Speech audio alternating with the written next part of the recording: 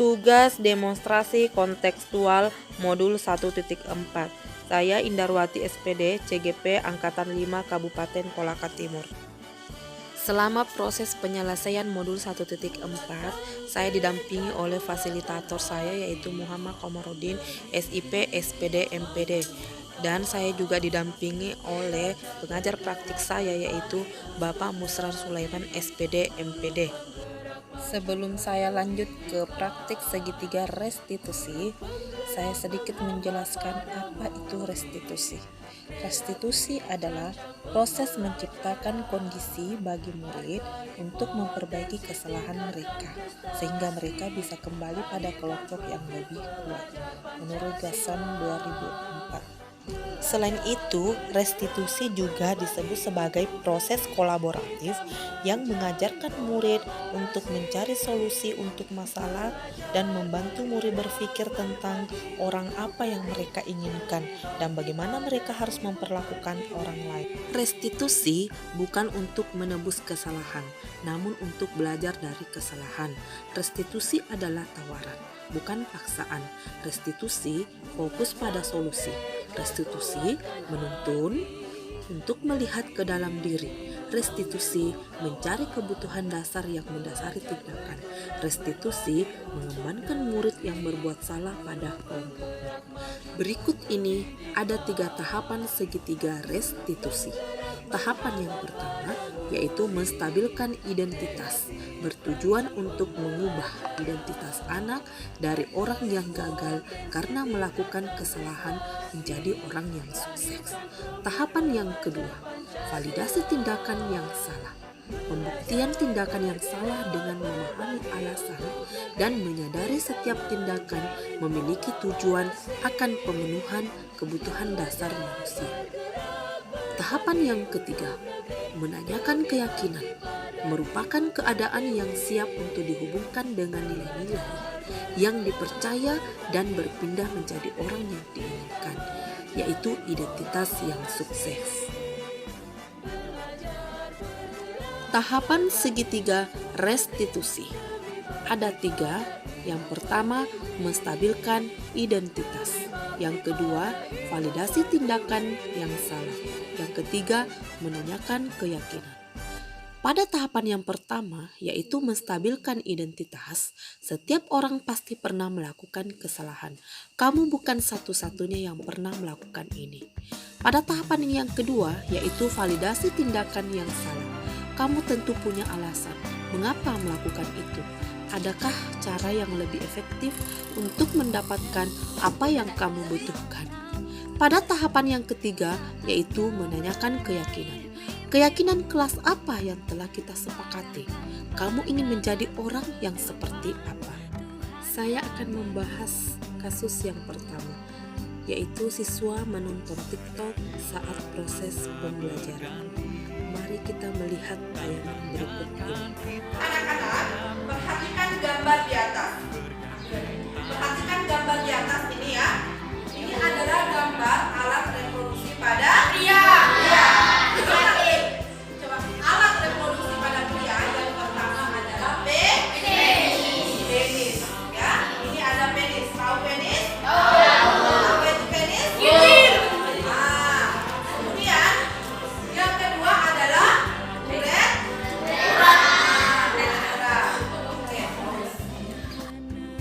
Ketika saya sedang mengajar IPA, saya melihat siswa yang sedang menunduk ke bawah, seperti dia melihat sesuatu. Karena saya penasaran, ada apa dengan siswa ini? Akhirnya saya pun mendekatinya. Ternyata anak ini sedang menonton TikTok. Siswa ini bernama Alia. Dalam kesepakatan belajar IPA di awal pembelajaran, warga kelas telah membuat kesepakatan dan meyakini bahwa saat pembelajaran berlangsung, siswa saling menghormati dan menghargai kebutuhan belajar warga kelas. Sehingga, jika menonton TikTok saat pembelajaran, maka dianggap mengganggu siswa yang lain yang sedang belajar.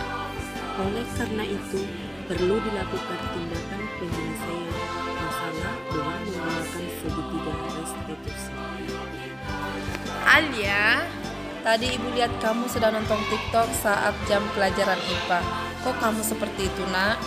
Iya Bu, maaf tadi saya bosan saat jam pelajaran IPA dan untuk mengusir kebosanan saya itu saya menonton TikTok. Ada yang lain? Saya sebenarnya juga tidak bermaksud menonton TikTok Bu, Tapi apa nak? saya mendengar HP saya berbunyi dan ternyata itu adalah pemberitahuan video TikTok terbaru yang masuk Bu, sehingga saya penasaran ingin membukanya.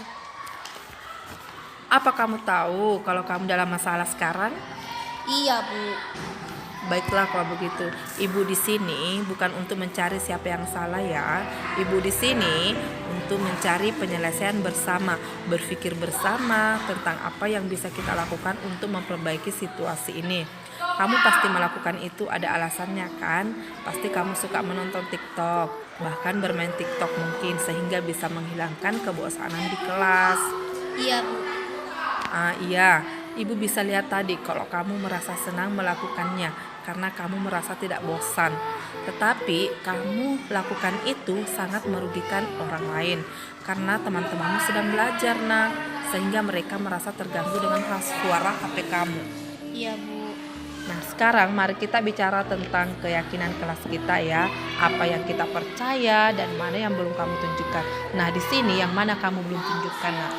Kita harus saling menghormati Bu. Betul sekali. Kamu masih ingat dengan keyakinan kelas kita. Nah sekarang kita kembali saat kamu nonton TikTok tadi. Apakah ketika kamu menonton TikTok tadi kamu sudah menghormati orang lain atau dirimu sendiri? Tidak Bu. Tapi kamu mendapat rasa senang. Menurut ibu ada cara untuk mendapatkan rasa senang tanpa merugikan orang lain. Bagaimana menurutmu? Iya Bu. Nah sekarang mari kita selalu mengindahkan keyakinan kelas kita. Dan apakah kamu tahu apa yang harus kamu lakukan untuk memperbaikinya? Ya Bu, saya akan meminta maaf kepada ibu guru dan kepada teman sekelas saya untuk berjanji tidak akan mengulanginya lagi. Sekali lagi saya mohon maaf Bu. Baiklah nak, permohonan maaf kamu saya terima ya. Sekarang kamu boleh kembali ke kelas untuk mengikuti pelajaran selanjutnya. Dan ingat lakukan apa yang kamu sampaikan tadi ya. Ya Bu, saya berjanji saya akan kembali ke kelas dulu Bu. Terima kasih. Ya sama-sama, semoga kamu jadi orang hebat di kemudian hari ya. Ya Bu. Sekarang kita lanjut kasus kedua yaitu siswa datang terlambat. Mari kita simak videonya.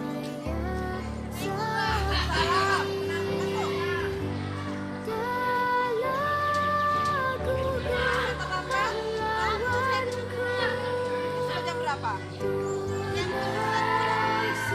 Kamu terlambat 20 menit ya? Oke, sebentar ibu tunggu di ruangan ibu ya. Oke, silakan masuk. Assalamualaikum Bu. Waalaikumsalam Nur, silahkan duduk Nur. Baik Bu, terima kasih. Gimana kabarnya Nur? Baik Bu. Alhamdulillah, kamu tahu nak mengapa ibu memanggil kamu ke sini? Tahu Bu, tadi saya terlambat.